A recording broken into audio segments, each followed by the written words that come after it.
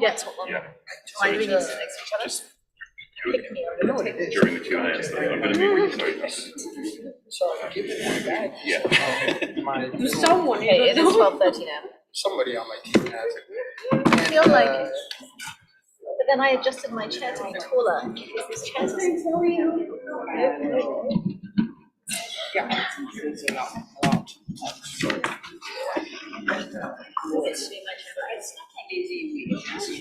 She raised my chair and I didn't have to raise the chair. Can we test the handheld mics? Yes.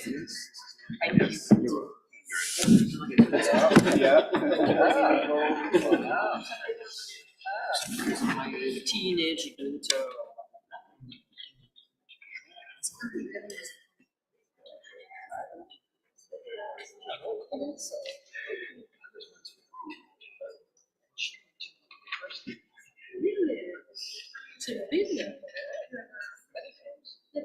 Beautiful small.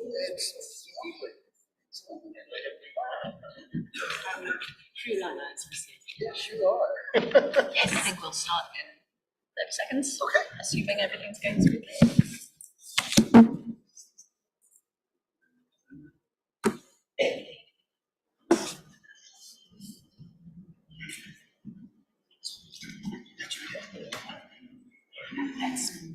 It's not funny, it's blown up and more.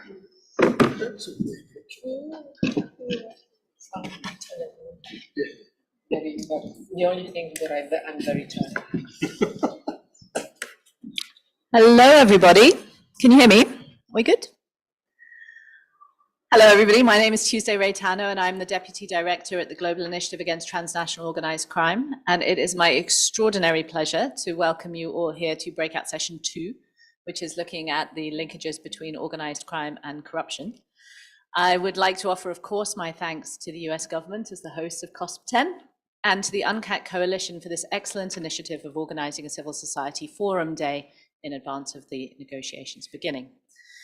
It was certainly both an honor and a pleasure for us at the GI to be invited to host this discussion, as for us, based upon our research around the world, the linkages between organized crime and corruption are becoming incredibly important. They are strong, they are diverse, they are multifaceted, and they are becoming increasingly profound and damaging. We know that these linkages are recognized within the existing normative frameworks of UNTOC and UNCAC that governs the international responses to these two wicked problems, and that we know that the contents and the response prescriptions of the two instruments are quite similar, yet at the same time they seem to be worlds apart. They have separate conference bodies, they have separate secretariats, they operate distinct review mechanisms that are not coordinated or related to each other. And of course, even more troubling for us, one of the shortcomings of this paucity of coordination and exchange is that civil society has a limited role in both of these review mechanisms. And that robs the conventions of the benefit of the wealth of information, experience, and evidence that civil society can bring to the table. So for us, dialogues like these are an incredibly important initiative, not only to bridge the divide between the two conventions, but to really showcase what civil society has to offer. And therefore, before I pass the floor over to my fellow hosts and to panelists, I'd like to thank everybody here who took the time on their weekend to come, and to make sure, please, to remember that this is meant to be a dialogue. So we encourage you to speak when the panel is finished, to please share the benefits of your wisdom, your insights, and to project in key messages so that they may shape the draft resolution that has been put on the table that speaks to the linkages between crime and corruption. We're very pleased to have Ambassador and representative of the government of Italy, who's one of the co-sponsors of that resolution. And I'm very much hoping, Ambassador, that you're in listening mode to our colleagues here today. So with no further ado, I'm very pleased to turn the floor over to Ambassador Todd Robinson, US Secretary of State for International Narcotics and Law Enforcement Affairs, to give some opening remarks as the representative of the COSP10 host government. So here's to you, Mr. Robinson.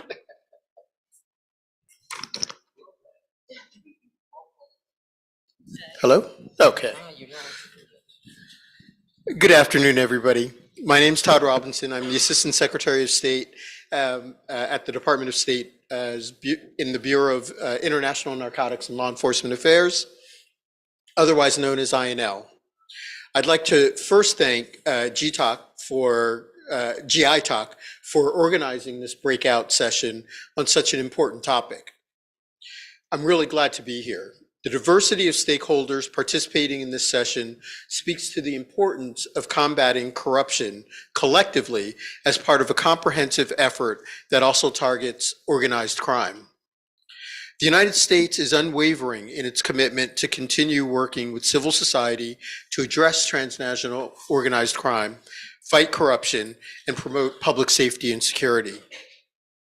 Our work in INL focuses on strengthening the capacity of law enforcement and criminal justice systems of our foreign partners to combat organized crime and fight corruption. Assisting other countries to counter crime abroad helps create a safer and more resilient international community. As you know, organized crime undermines border security, damages communities and livelihoods, and disrupts countries' formal governance and economic systems. From day one, the Biden-Harris administration has recognized the continuing danger corruption poses and made countering it a national and foreign policy priority. Corruption empowers and enables organized crime, undermine economies, democracy, and international peace and security. It fuels and facilitates other criminal activities, such as nature crimes and trafficking in persons. When criminal networks successfully corrupt and exploit legitimate industries and public and political institutions, it becomes an unmanageable problem for law enforcement and morphs into a genuine global threat. Our response to this threat includes capacity building for corruption prevention and international assistance, as well as developing a robust framework to hold corrupt actors accountable. The United States, however, is not afraid to say that we can and must do more. We must consistently strive to address new or overlooked challenges. Given this backdrop, it is clear that the fight against corruption and organized crime can't be won by governments alone. For our part, the United States is committed to working more closely with stakeholders in the private sector, civil society, academia, and international organizations to ensure a comprehensive approach to preventing and combating corruption. GI-TOC's Global Organized Crime Index provides a valuable tool to help us all better understand through data the linkages between TOC and corruption. This information is critical in helping the international community identify evidence-based and expert-driven solutions to fight corruption and organized crime. The work of civil society organizations is vital in holding governments accountable to citizens and to their international obligations and commitments. Effectively combating threats posed by organized crime and corruption requires a deeper understanding of how these issues are interconnected. We commend the governments of Italy and Mexico for fostering intensified discussion on this exact topic through their very important resolution. It will help member states dive deeper into the root causes of these interconnected challenges and identify opportunities to address them. The discussions today benefit from a diversity of perspectives, which offer insights into various experiences and practical realities. Only by working together and sharing these perspectives will we solve the world's toughest challenges. We aim to build relationships, establish trust, and better understand opportunities to advance innovative ways to fight these issues together. Thank you.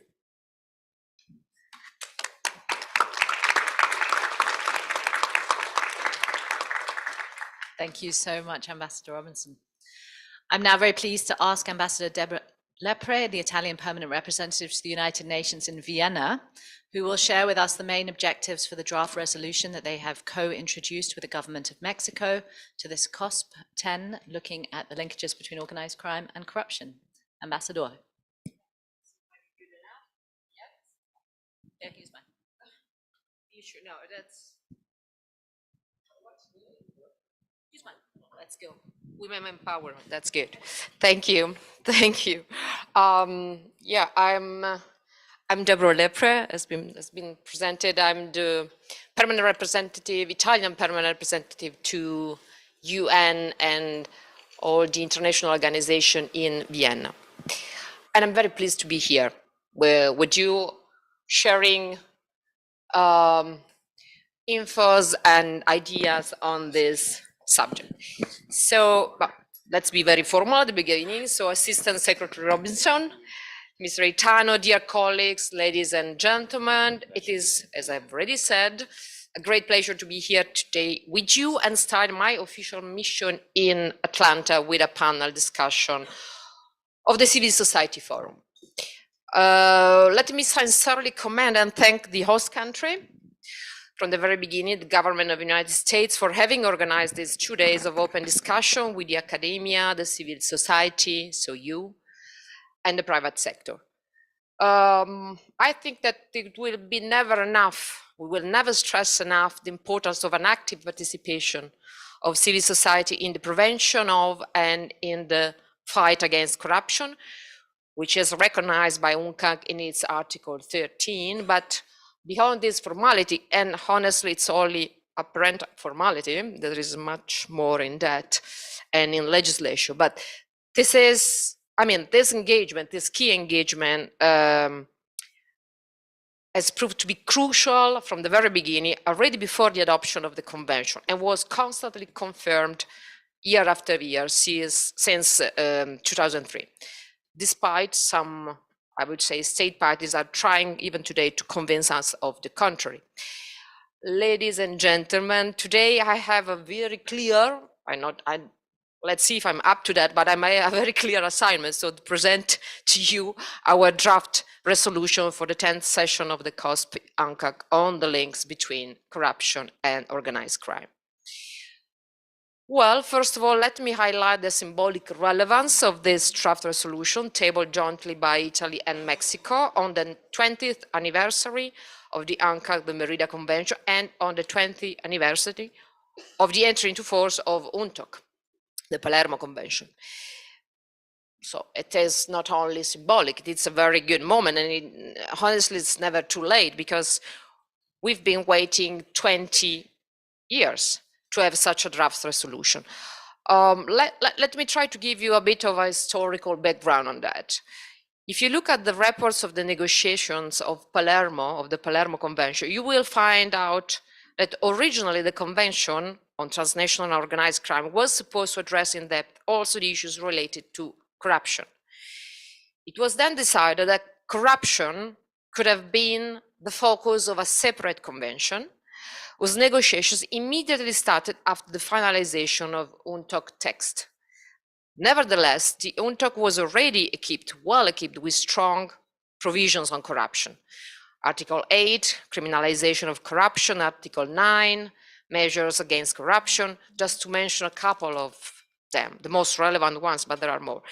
As the UN General Assembly adopting the UNTOC states, the United Nations Convention Against Transnational Organized Crime will constitute an effective tool and the necessary legal framework for international cooperation in combating, inter alia, such criminal activities as money laundering, corruption, etc.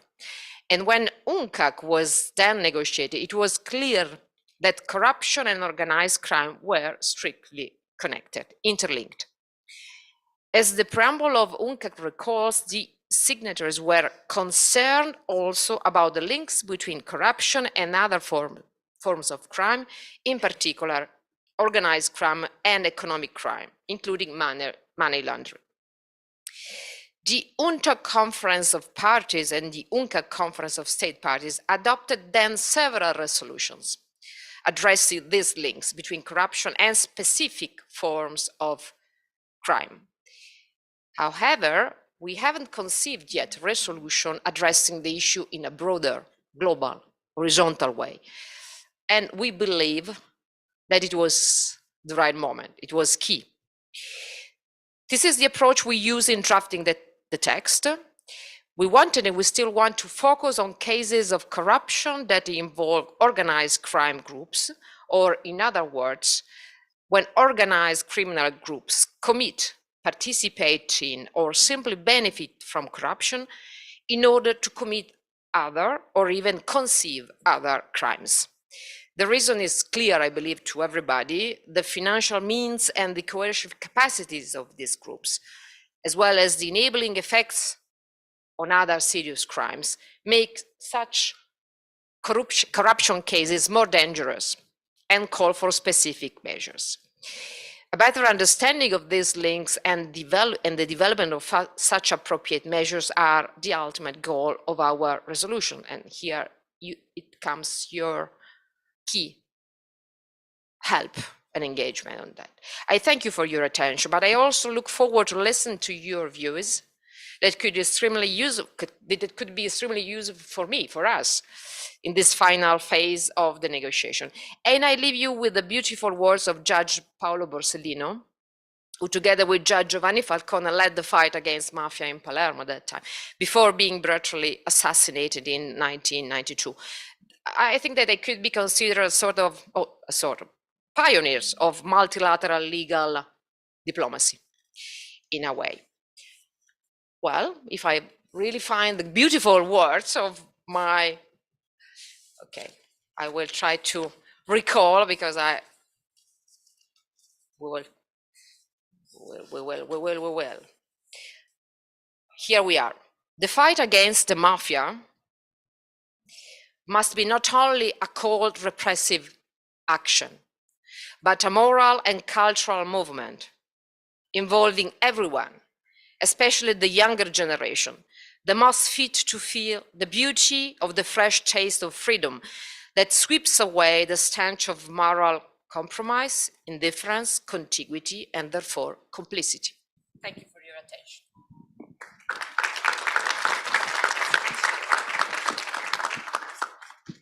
Thank you. Might change my mind on that one. No. Thank you so much, Ambassador Leperone, for the very inspiring words shared from the two judges who gave their lives in the fight against organized crime, and for Italy's always open and pioneering, innovative approach to countering these twin threats. I am now very pleased to introduce the panel that we have today. We've brought together 3 civil society representatives, one from the GI, one from Transparency International, and one from an NGO called RAFA. They will together present their perspectives on and what they see from their own experiences on the links between transnational organized crime and corruption and the harms that result from them. We've asked them to reflect a little bit on the challenges that they see in addressing the links between organized crime and corruption, and to please direct some recommendations that could be incorporated into the draft resolution, and to also contribute or reflect upon any further thoughts that they think could be taken at the multilateral level more broadly. So I, with great pleasure, first of all, pass the floor to my colleague, Ian Tennant, who has been newly anointed as the Director of Multilateral Engagement at the Global Initiative Against Transnational Organized Crime. So we both congratulate him on his promotion that he just discovered 10 seconds ago. And very well deserved, Ian, both the applause and the promotion. Sorry, Gillian, I don't have a promotion for you. And Ian, the floor is yours. Do you want to try this mic? I think this one's working. Excellent. Well, thank you very much for that, for all of that. My name is Ian Tennant. I'm from the Global Initiative. I just want to say thank you very much to the high-level introductory speakers who've given us a very good overview, and also I think it's worth expressing our appreciation again to the Italian and Mexican delegations for pioneering this initiative at the COSP. Just to briefly introduce who we are as an organization, the Global Initiative Against Transnational Organized Crime, if you haven't come across us before, we're an independent civil society organization headquartered in Geneva with offices and staff around the world. We do 3 main things. Firstly, research and analysis on all types of illicit markets. Secondly, trying to convene policy discussions around those issues, as we are doing today, and we're grateful for the opportunity to do so. And lastly, trying to put in place responses both at the policy level, but also at the community level, including through our Resilience Fund, which supports civil society and community groups around the world as they respond to organised crime. You can see on there how we've grown since we've started in the last 10 years, and we're centred around a set of regional organised crime observatories. So what have we learnt about the links between transnational organised crime and corruption over those last 10 years? And I think this has been introduced as a topic by the speakers already, but I just wanted to reflect on some kind of high-level learnings that we've seen, especially as we are talking about the UNCAC today, but also the UN Convention Against Transnational Organised Crime. And when we look back at what the UNTOC was set up to address, we can see that it's clearly looking at mafia-style groups. But as organised crime and corruption have evolved and expanded over those last 20 years, there's clearly a very big shift towards more blurred lines and a less clear understanding of what transnational organised crime is.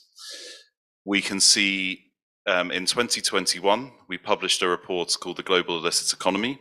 This was published at the UN Crime Congress in 2021. This looked at trends basically over those last 20 years. And one of the key findings of that report was a kind of joining or merging of the upper world and underworld. And what we mean by that is the criminal underworld and the political and business upper world. And a kind of a mixing of legal and illegal means to carry out these kind of nefarious activities. This has been confirmed on a more data and technical basis through the Global Organised Crime Index, which has now been through its second iteration. And for the second time, so both in 2021 and 2023, one of the measures that the Organised Crime Index looks at across all UN member states is the prevalence of different types of criminal groups. And when you look at UNTOC and the focus on mafia-style groups, in fact, I think they are fourth in the list. The biggest type of criminal group that we see in the Organised Crime Index are state-embedded actors.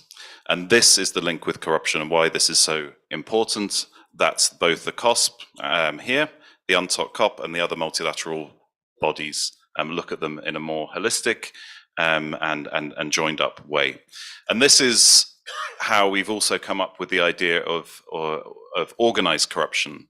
By that we mean sometimes it doesn't matter whether the activities carried out are legal or illegal. The idea is that the people, the corrupt networks and the criminal networks carrying out these activities find a way to do it. And for them and for us, it shouldn't matter whether we're looking at it through a corruption lens or an organized crime lens. We had some beautiful words from Judge Borsellino, and these are some beautiful words from a member of civil society from our network. We carried out a research report actually in the context of the Italian presidency of the G20 a couple of years ago when they were developing the I can't remember the exact names, but the high-level principles on organized crime and corruption. Thank you, Antonino. And we tried to look in a bit more depth at these issues. And this quote from John Katongo, who's a prominent civil society anti-corruption activist in Kenya, sums up the situation quite perfectly. And we will come on to these issues later on.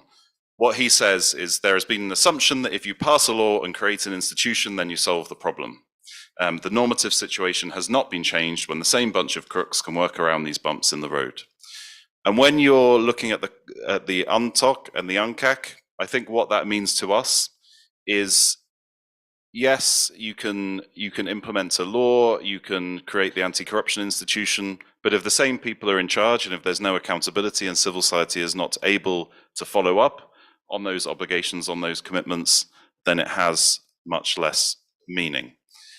In the same study, we developed this concept here of organized corruption being at the center of all these different manifestations of organized crime and corruption. So you have corporate crime in the business world, you have state capture as an extreme form of corruption at the state level, and you have criminal governance as a local form of organized crime controlling territories and governments not being in charge anymore.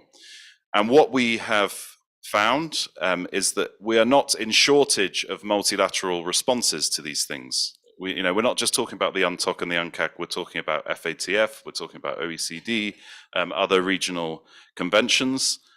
We find this is, by the way, this is an archery target. If it's not clear to you on the slide, and we're trying to fire arrows at the different manifestations of organized corruption. Our analysis is that there's nothing that's firing a big arrow right in the middle of organized corruption. What we have hits bits here and there, but also the organized corruption that we see acts as a force field and stops those arrows getting there sometime anyway. And that's where civil society and accountability come in. And actually, a big point that we wanted to make today was this is not just damaging for the countries and the societies where corruption and impunity is still going strong. It also undermines the multilateralism that we're trying to promote here at conferences like where we are this week. Just very quickly to confirm again what the Italian ambassador has mentioned. We're not reinventing the wheel here. The issue of corruption is in the UNTOC, and the ad hoc committee that negotiated the UNTOC also basically mandated the UNCAC to start. And you can see some of those common elements on the slide here. So laundering, liability of legal persons, etc., but also the international cooperation, provisions of the treaties, the review mechanism of the treaties, and importantly for us, and I think for everyone here today, UNTOC Article 28 and UNCAC Article 61, which are both the same on the collection, exchange, and analysis of information on the nature of organized crime. And we would argue that these are two of the provisions that are not followed up on enough. And as I said, it's not just about the UNTOC and the UNCAC and making them more coordinated, it's making them stronger together and better able to engage with the wider UN system. Organized crime mandates are spread across the UN system. We did a review a couple of years ago which showed that nearly 70% of UN entities, bodies, and agencies had some kind of organized crime mandates, and you can see, I'm sure Gillian can probably tell us how they're spread across, how corruption mandates are spread across the UN system as well. And what we would say is exactly that this is not just about bringing UNTOC and UNCAC together, it's making sure that that doesn't become siloed in the UN system as well. So for our recommendations for this resolution, but also more generally, as for both the Conference of Parties, but also the other relevant UN entities, a more strategic and efficient approach would entail more strategic and targeted interventions across the whole UN system. So for this resolution, we were very happy to see the idea of joint meetings and better coordination across the mandates in that resolution. I guess we're still going to find out how that goes in the negotiations, but we were very happy to see them in the first draft. I think there is a good reflection of the need for more discussion on latest trends and dynamics of organized crime and corruption. I'm not sure if there's merging, but definitely joint activities of the subsidiary bodies. Another point we think is important as well is policy guidance as well as technical assistance. What I mean by that is the outcomes of the review processes of both UNTOC and UNCAC review mechanisms end up with lists of observations or recommendations which turn into technical assistance from the UNODC. This means that the outcomes are heavily focused towards developing countries, and there isn't the same level of attention to developed countries where there are still lots of issues that needs to be addressed. And it gives a skewed view of what needs to be done. We also have an idea for a joint session at approximately 20 years. Let's see how that goes as well. I'm not sure we'll manage that today, but I think we all agree it's a nice idea. But across all of these recommendations, what we think is extremely important and will make it all work better is a more integrated voice for civil society to ensure that there are There are opportunities for those of you in the room today and online to get your views into the system and for there to be stronger accountability. At the moment, we see it's too easy for states who want to get away with marking their own homework.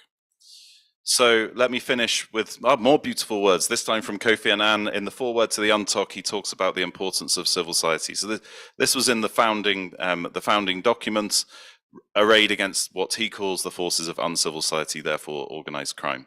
If you want to find out more about these issues during this week, there are lots of opportunities. Tomorrow, the Global Initiatives, my colleague Tuesday, and the Organized Crime Index team, along with colleagues from INL, will present the more detail on the Global Organized Crime Index and how it can be used to analyze corruption. That's tomorrow in Dallas. And on Tuesday, in my capacity as the chair of the Alliance of NGOs on Crime Prevention and Criminal Justice, with colleagues at UNCAC Coalition, Italy, Mexico, and Sweden, and UNODC, we will look at civil society's role in more detail and increasing coordination. Thank you very much.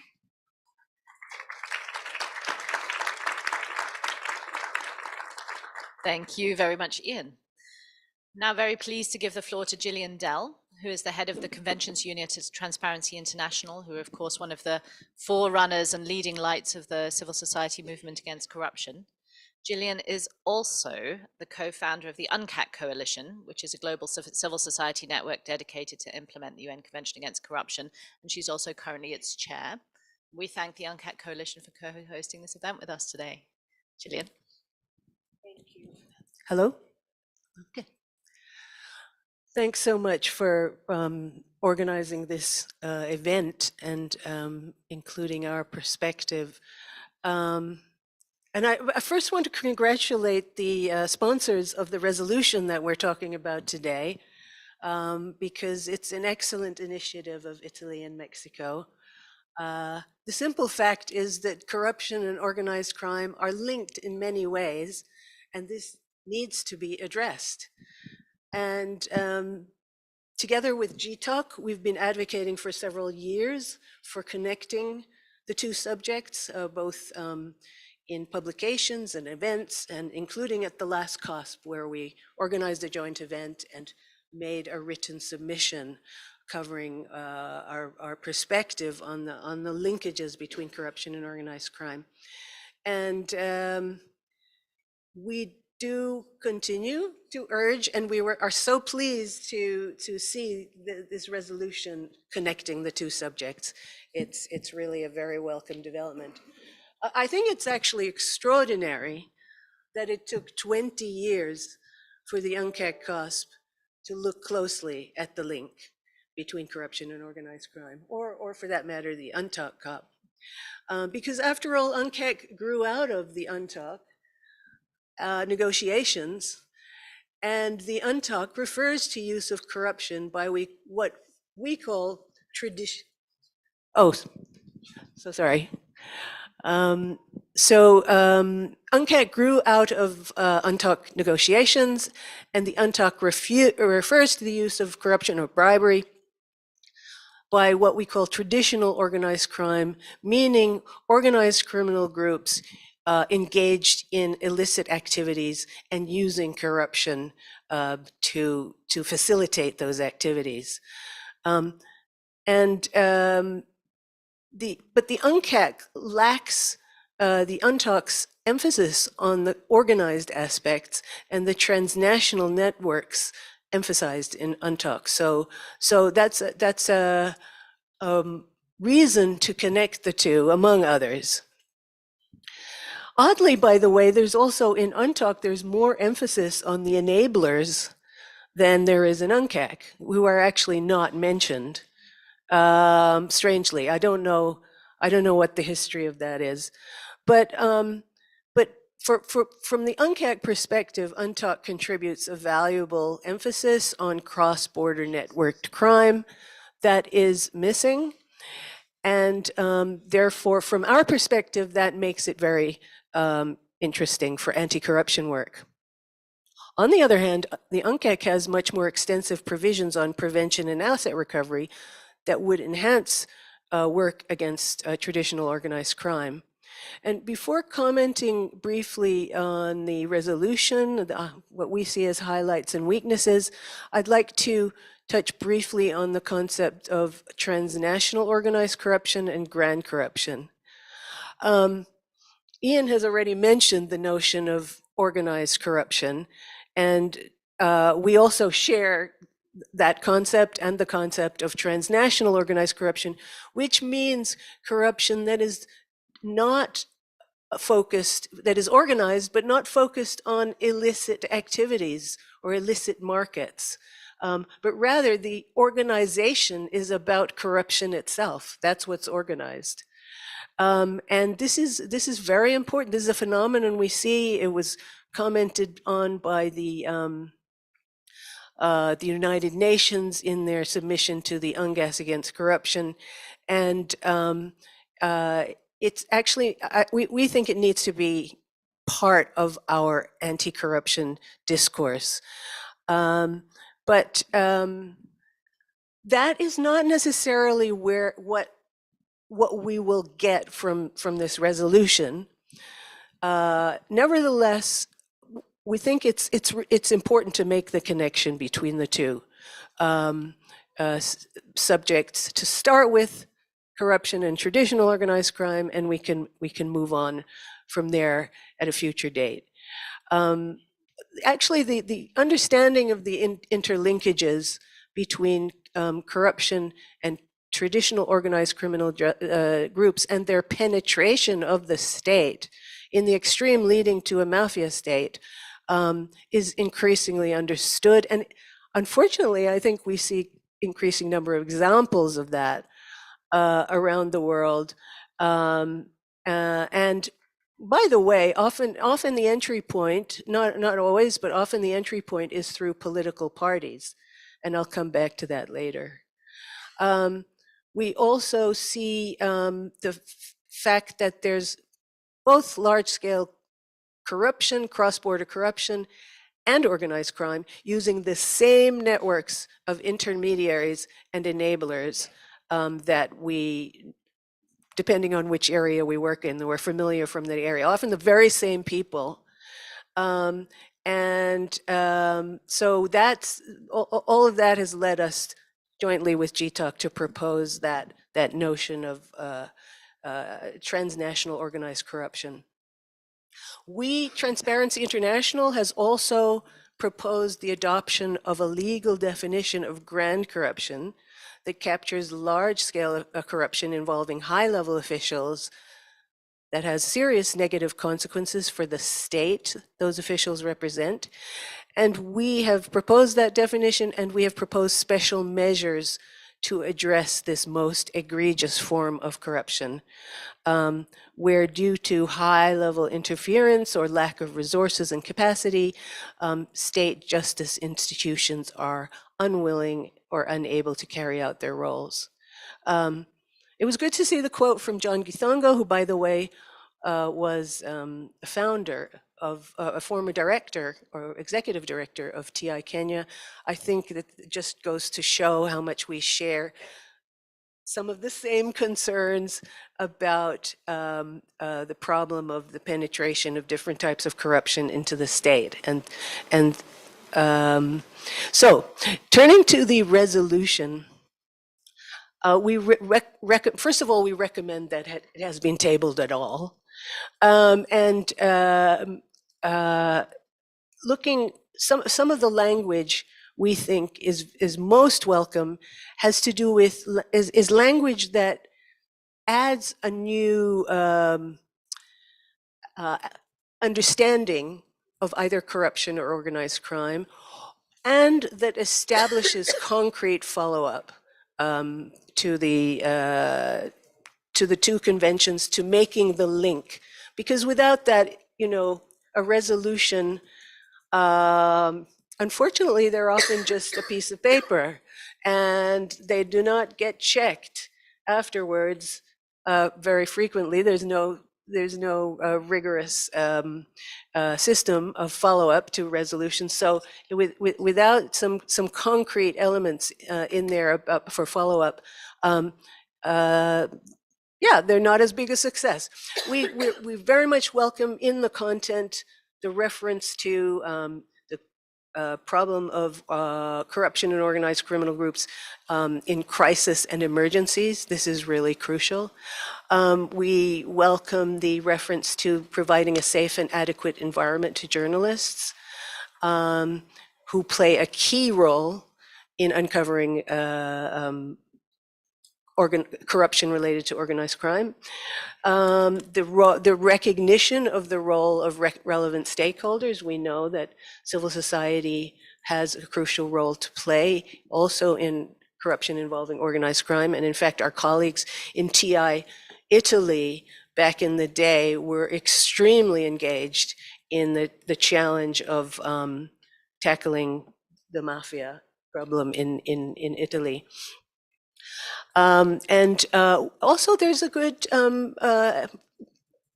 component in the reference to accounting and auditing standards, which talks about having robust standards and also penalties. And I don't think that language is present in the UNCAC. But I guess most of all, we welcome the section on intermediaries, because as I mentioned, that is missing from the UNCAC, really, the specific reference to intermediaries that you have in the UNTOC, and to financial, legal, accounting, real estate, and corporate service providers, as well as trust and company service providers, who are so crucial in this, these cross-border networks. And also the reference to emphasis on encouraging joint investigations. We do think, and that's come up in the context of our discussion of grand corruption in a working paper that we produced in September. It's really important to strengthen international cooperation through concrete structures, whether they be joint investigation teams or more permanent structures. So we very much welcome that. We also see technical assistance as absolutely vital to helping countries that have less resources to combat the increasing transnational networked corruption problem. And then, as I said, the connecting the discussions, the expert meetings on international cooperation, bringing in the working group on prevention, given that UNTOC is rather weak on prevention, but we do see a few things missing, which is reference to victims. Victims are fairly absent from the COSP discussions here. I can speculate about the reasons. What I mean is not that they're not here in the room, although I'm sure that there are people who have experienced adverse effects as a group, as a community, or as an individual from corruption related to organized crime, but their interests, their harm, their need for remedies is very little reference. It's not mentioned in this resolution as far as I know, and it's practically not referenced in other resolutions. So I would just also mention briefly that we would welcome some reference to organized crime, the role of corruption involving organized crime in environmental harms. So I think that's missing here. But overall, let me just congratulate the sponsors of the resolution. It is very welcome, and it's a great foundation to build on, and I hope the negotiations are not too tough. Thank you. Thank you, Gillian. I think you left us with many ideas and many desired follow-up questions, judging by what's coming in from our colleagues online. Finally, our last panelist is Gerson Nozea, who is the country director for Haiti for RAFA International, which is an international NGO that addresses human trafficking, sexual exploitation, and violence against women and girls. So I think taking from the finality of Gillian's comments around the role of victims and the importance of spotlighting them, we look forward to hearing from Gerson. The floor is yours. Thank you, Tuesday. Thank you for giving me the floor, and thank you for the host country, United States, holding the COSP this year. And also, I congratulate the sponsors of the proposed resolutions for a linkage between the UNTOC and UNCOC. Very much welcome within the civil society platform. My intervention today is going to highlight some of the consequences of transnational organized crime enabled by corruption and the impact on victims. So I will be taking a victim-centered approach or survivor-centered approach in my intervention and highlight some of what my colleagues have said priorly. So corruption plays a crucial role in the way organized crime groups operate. It facilitates the infiltration of organized criminal networks into all sectors of society, including politics and law enforcement. It allows bad actors to influence decision-making processes in their favor. Corruption has a profound effect on people, communities, and businesses. However, its impact on already marginalized communities can send shockwaves that are felt for decades or longer, creating a chain reaction that exponentially exceeds its initial impact. Large-scale corruption deprives communities of basic services and increased vulnerability to organized crime. The effects of large-scale corruption on communities are multifaceted. It deprives them of access to education, health, employment, and general well-being. As a result, communities fall into a state of extreme fragility that is often exploited by organized criminal groups for recruiting young people into organized criminal activities. This vulnerability is also used against communities as a tool for trafficking in children, women, and migrants, and for sexual violence against women and girls. The cascading effects of corruption can lead to broader political instability, widespread violence, and economic depression, and erosion of positive social norms. So there is a disturbing trend in organized crime that is emerging from large-scale corruption. One of the most disturbing trends that we're observing in our work across 3 different countries where we were present and across our interactions on various multilateral platforms is the rise of gangs or armed groups that are terrorizing communities. Members of armed criminal groups often come from economically disadvantaged backgrounds, but have access to high-powered weapons used in war, estimated to cost many times the average GDP per capita of their country. Bad actors operating in the shadows of government and corporate structures supply weapons to disadvantaged people among vulnerable populations to serve their political and economic interests. These weapons are often trafficked through control port systems using corrupt custom officials to smuggle them into the countries and then into communities to commit violence against people.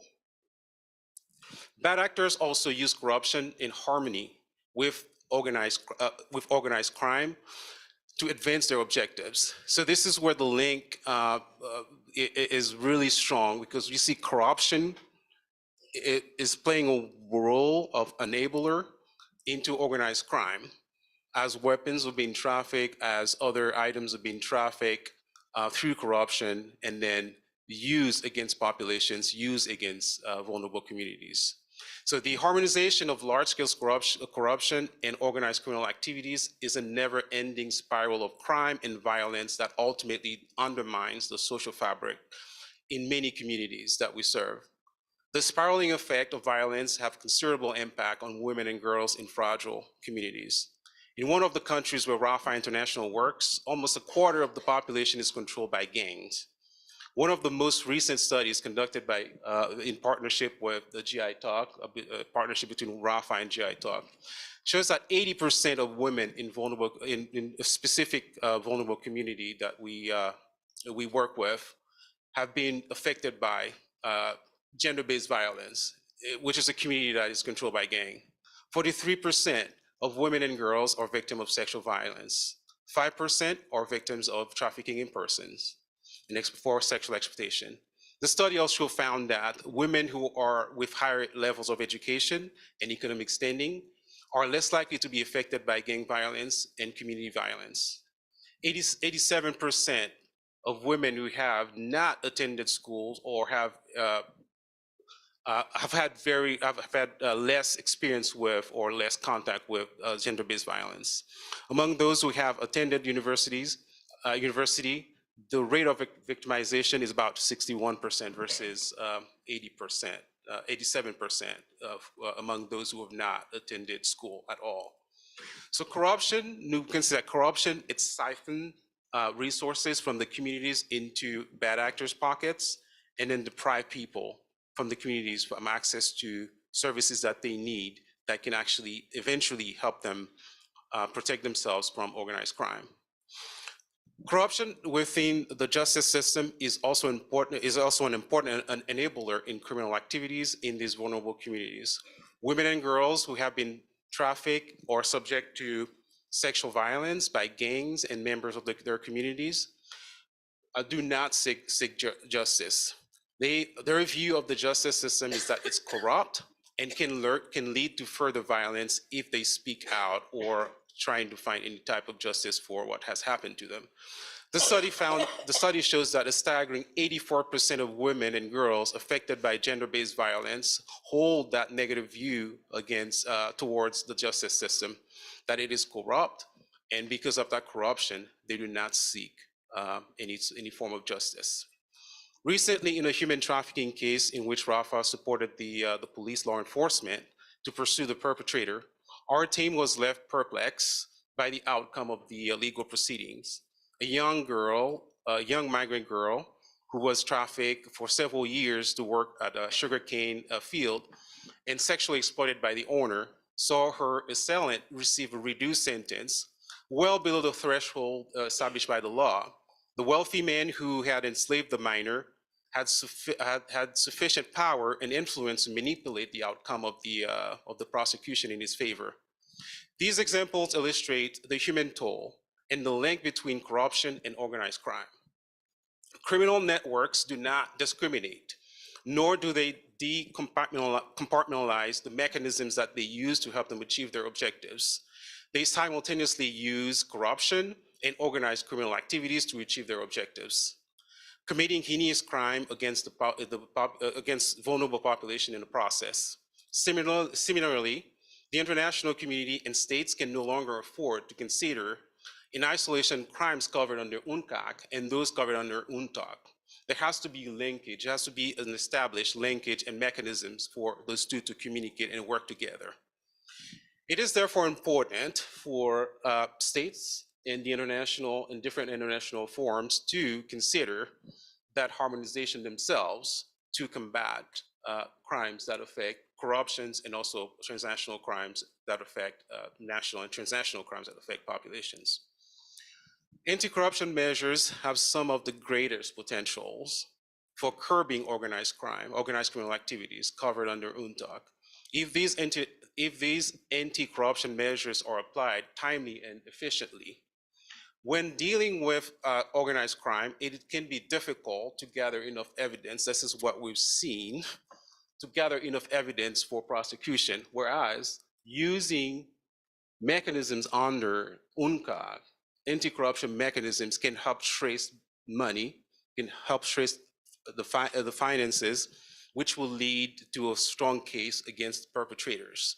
We've seen this manifested in one of the countries that we are currently working in, where anti-corruption measures is being used as a mechanism to combat transnational organized crime as well as national organized crime. So these are very effective. UNCAC is a very effective partner to UNTOC. The international community can develop a sanction regime by combining laws, combining laws or provisions under UNCAC with provisions that are established under UNTAC to facilitate prosecution of state actors and also actors from the private sector. Empowering victims to seek justice by using a holistic approach, including building an environment of trust between law enforcement and populations, and providing psychosocial support for victims to help them rehabilitate and also build the resilience that they need to pursue justice. So these are the two recommendations that we are offering today in this session. And we hope that this can take part in the discussions to be will be ongoing this week in the negotiation of the resolutions. Thank you.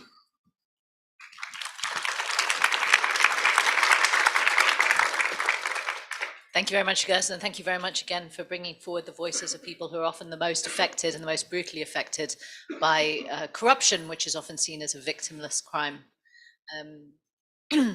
So very many thanks to all of our panelists and all of the comments and insights that you've brought to the discussion. I did make a short summary, but I think in the interest of time, I'd like to give the opportunity for people from the floor and for the people online to bring forward their comments and their suggestions, their experiences before we close. Can I ask, before I take the comments from the online audience, if there is anybody in the room, if you could raise your hands, please, and when you have the floor, the microphone will be given to you if you could introduce who you are. Again, in the interest of time, I'm very sorry if you can make your remarks relatively short. Thank you. So I have lots. Okay, let's start. There's a gentleman, two gentlemen at the back, I think.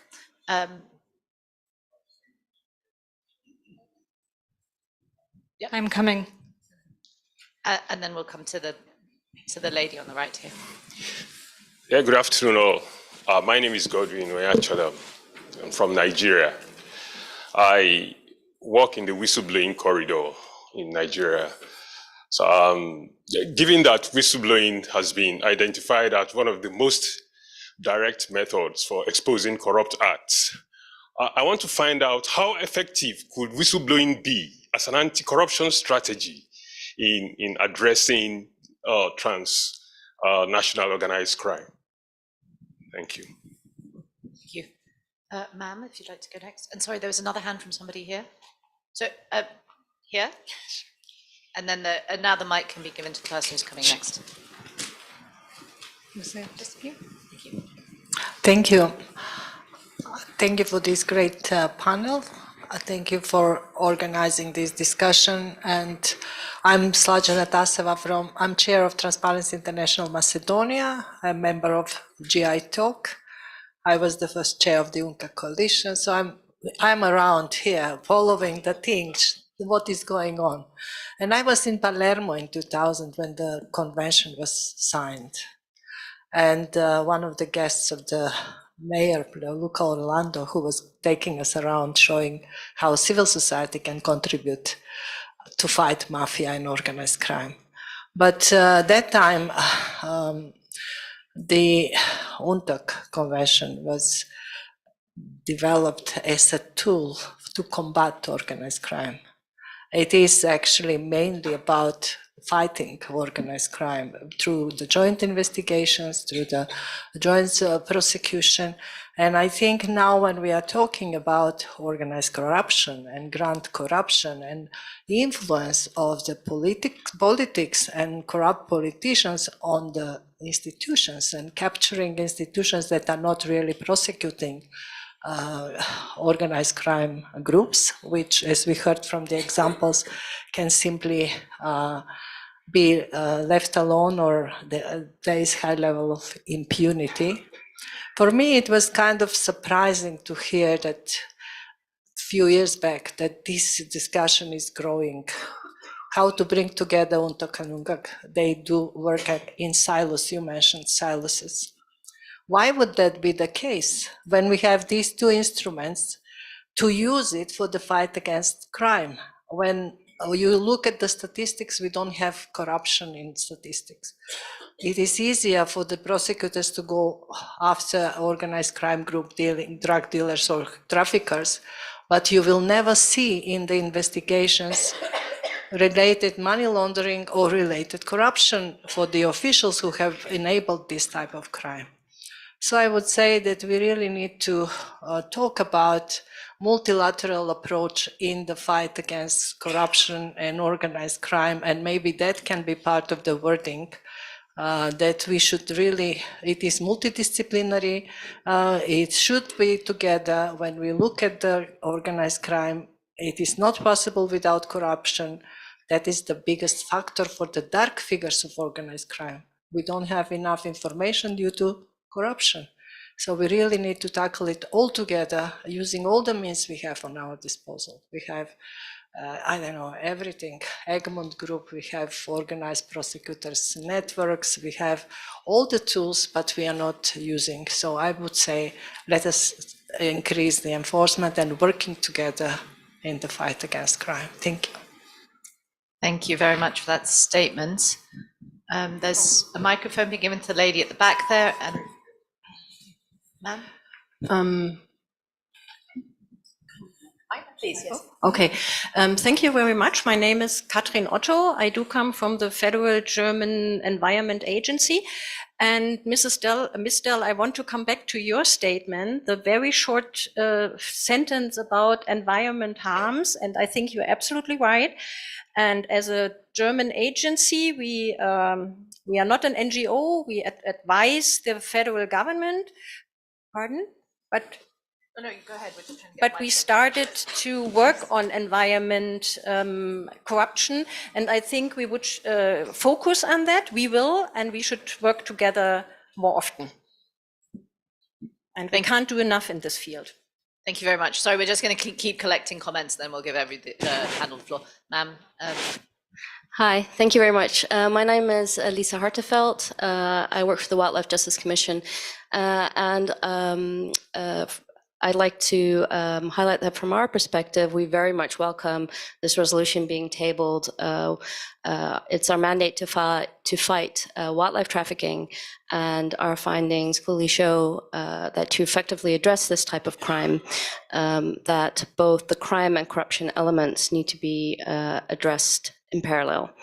And this also brings me to the comment that was made by Ms. Gillian Dell in relation to this resolution. Wildlife crime is a form of environmental crime, as well as of nature crimes as a subset of these. And we would very much like to see a stronger mention of environmental crime in this resolution. And I'm saying this not only speaking on behalf of the organization that I work with, but as Wildlife Justice Commission, we also chair the UNCAC Coalition Working Group on Environmental Crime and Corruption. The working group initiated an open letter to member states of the UNCAC, which was signed by 301 CSOs and experts from 99 countries, calling for a strong resolution to be tabled and for strong action against corruption facilitating environmental crime and corruption. Environmental crimes can constitute a form of serious organized crime, and therefore we feel that this resolution would be a very natural place to have reference to it. And we've prepared some language that we can also share with you, suggesting where environmental crime and corruption can be mentioned in this resolution. Thank you very much. Thank you very much to both the speakers who mentioned environmental crime. The lady here in the blue top, and then there was for the second microphone.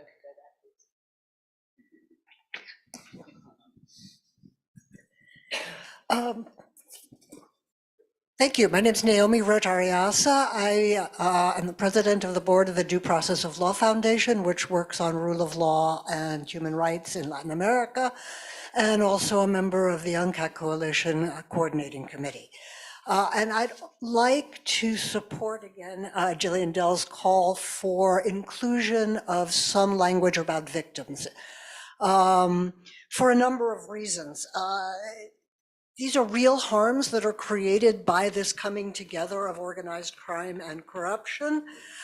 They've increased as that diabolical combination has gotten more powerful. And this is not just a question of compensation.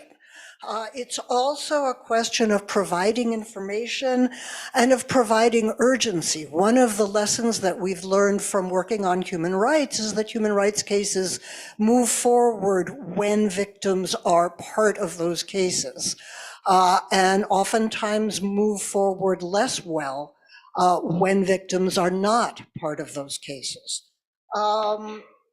Also, referring to the rights of victims and the opportunities for victims to participate in proceedings as well as in prevention helps to change the discourse. And I'll end by saying one of the things that I've seen in the last few weeks in protests against corruption was a woman who I think kind of summed it up, where she said, we have no school, and that's because they stole the money.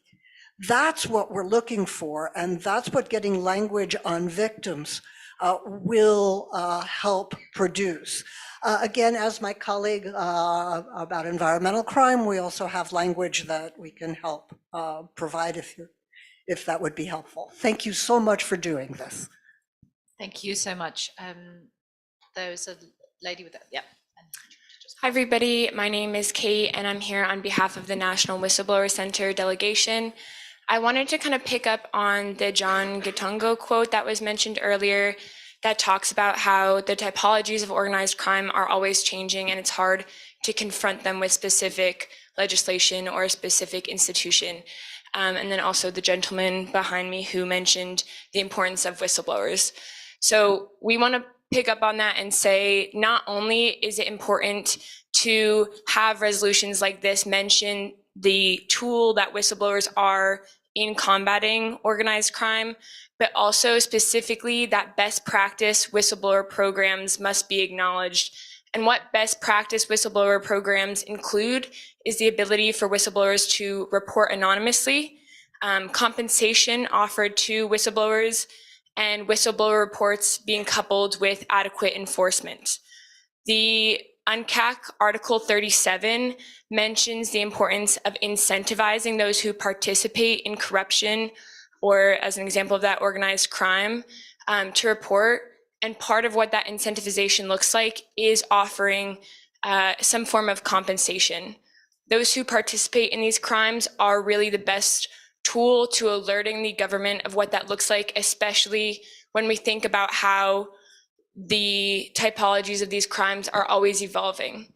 And so that is the most effective way, in our belief, to combating these crimes is paying essentially people to come forward and share this information. So we would really welcome that language being included in the resolution.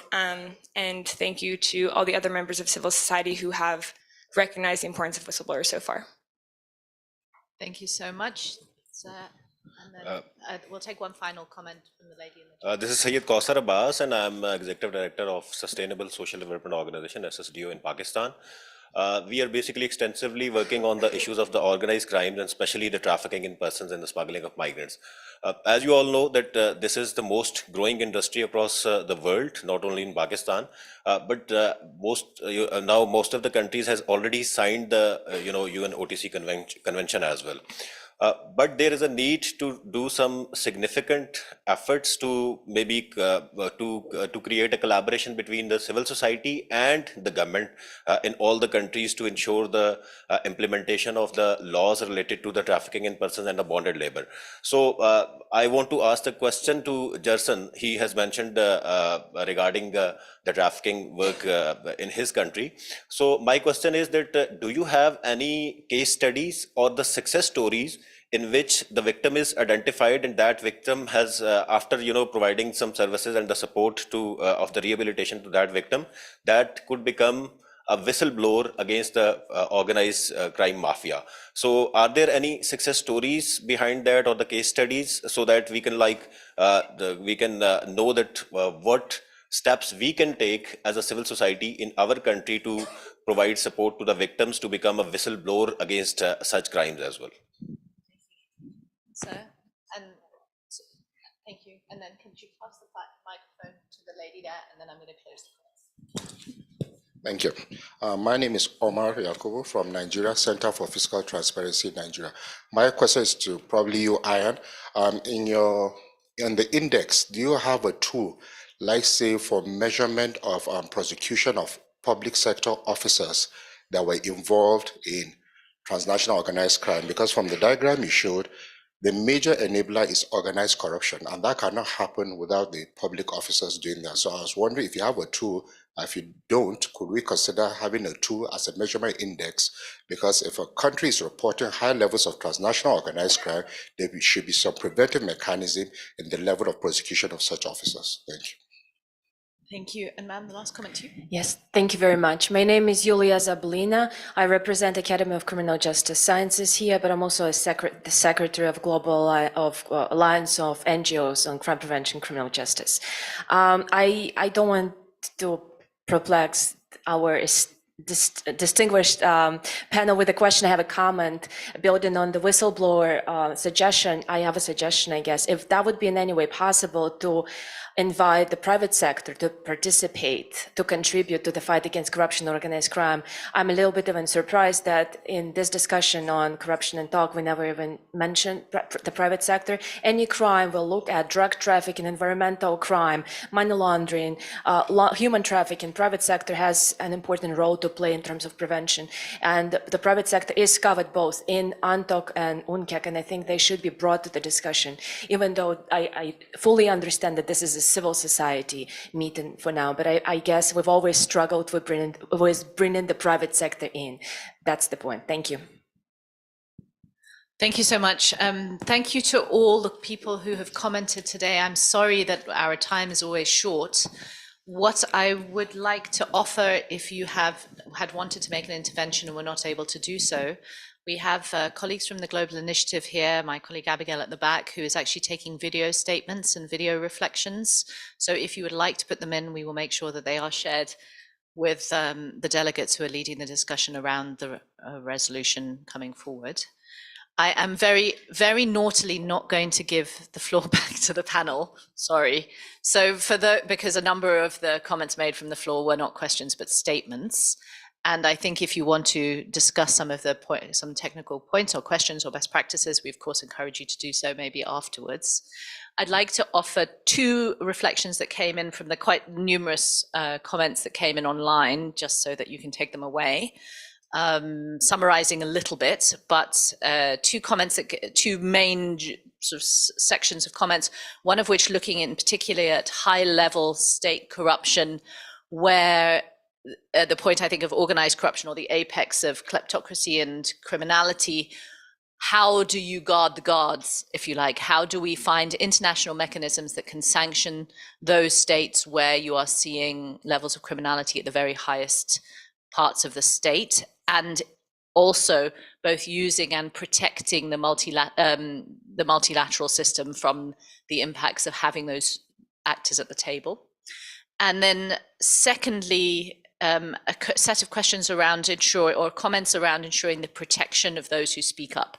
So I think very much in line with the discussions around whistleblowers, but more broadly, that those who are brave enough to investigate, prosecute, advocate, and to speak, that they are given protections afforded by the international community or by their national governments, and how we could prioritize those.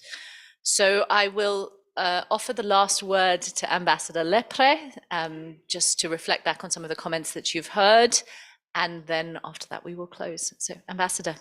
I need you. Please. It's burden sharing, opportunity sharing. No, thank you very much, first of all.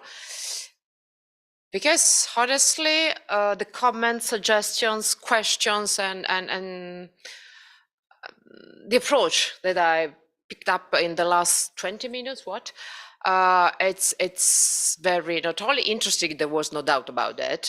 Probably on your specific things, you are much more expert than I am. So it is for me, for us, for my colleagues, for the system important.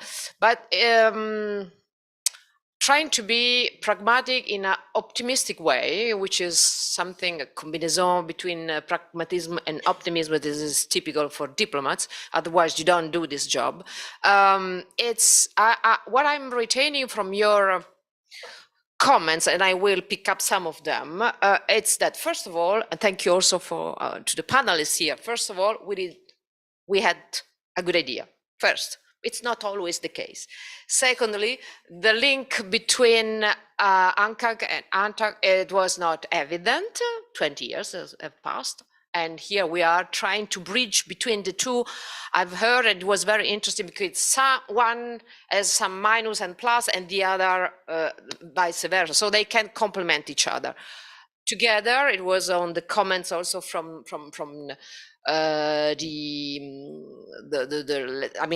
our colleagues and listeners from the platform. It is also a way to not only to enhance but to protect the multilateralism. There is much to talk about multilateral system, rule-based legal system, and where we are going. That this is a way. It's not only because Borsellino or because Falcone or because many other colleagues and leaders that we have mentioned today, Kofi Annan, etc. It's because it's action. Because resolution, you said that resolution are beautiful if you don't put them into actions, and actions comes with, that was between the questions and the comments here, comes with assessment, with mechanisms. We have foreseen, it's not new, but we have the idea in this resolution is also to enhance the reporting mechanism. This regards the victims, because I've heard a lot. Yes, probably the language could be, or could be, because it's not even done, more, let's say, open in terms of victims, but there is a lot in those articles between and paras on victims.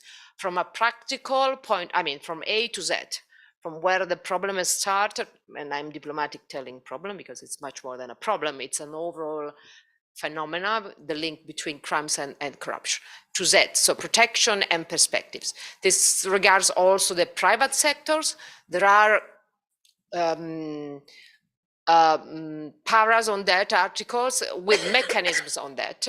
The engagement, ab initio, we say in Latin, yes, so from the very beginning of stakeholders, academia, private sector, and not only at the beginning, but in the follow-ups. Because I've heard a lot about follow-up. Yes, follow-ups, we have to take care. Specific crimes, environmental crimes, yes, it's key. We have heard a lot also in the recent COP28, yeah.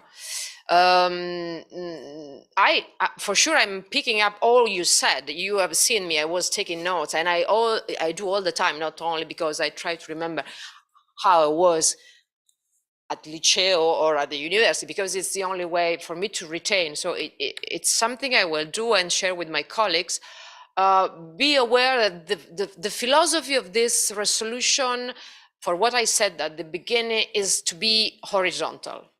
Horizontal meaning, because the challenges are very horizontal. Nowadays, we tend to be very vertical, also, I mean, within the UN system or single diplomatic representations, or anyway, in the way we work. We have to be horizontal because challenges are horizontal and holistic, but in a very concrete way, not in a philosophical way. The idea, so the philosophy of this resolution was and still is to be so, because specific resolution on specific crimes linking corruption and organized crimes are already there, and a couple of them, even concerning the key crimes that you have mentioned, that more of you have mentioned, are on the table in different areas and groups. So we'll take care of that. I'm not sure this is the moment where we can the right way to introduce in an horizontal approach. It's not a specific crime, it's more than that, I know. I mean, I've studied, I know, but it was just to give you a feedback on what we would like to get from this tool, or toolbox. It's more than a tool, it's a toolbox. And so, thinking out of the box, thank you very much for this occasion, for me also to comment. I think it's been very, for me, it's been very useful. I think for everybody anyway. Thank you for being here. Thank you.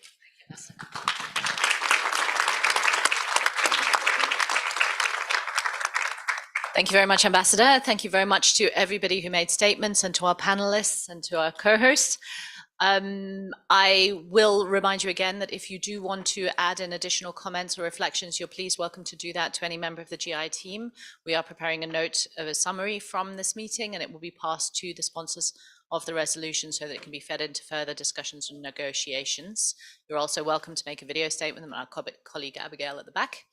I am honor bound to ask you all to please stay for the next set of breakout discussions that will be going on pretty much 2:30, starting at 2:30 in the same rooms. And I would like to invite you all to join us tomorrow evening. The Global Initiative and INL are again co-hosting an event on the Global Organized Crime Index, where we will be presenting the potential for data and analysis to support interventions against crime and corruption. And there are copies of our index at the back of the room if anybody would like one. Thank you all very much and have a superb afternoon and an excellent COSP 10. Thank you.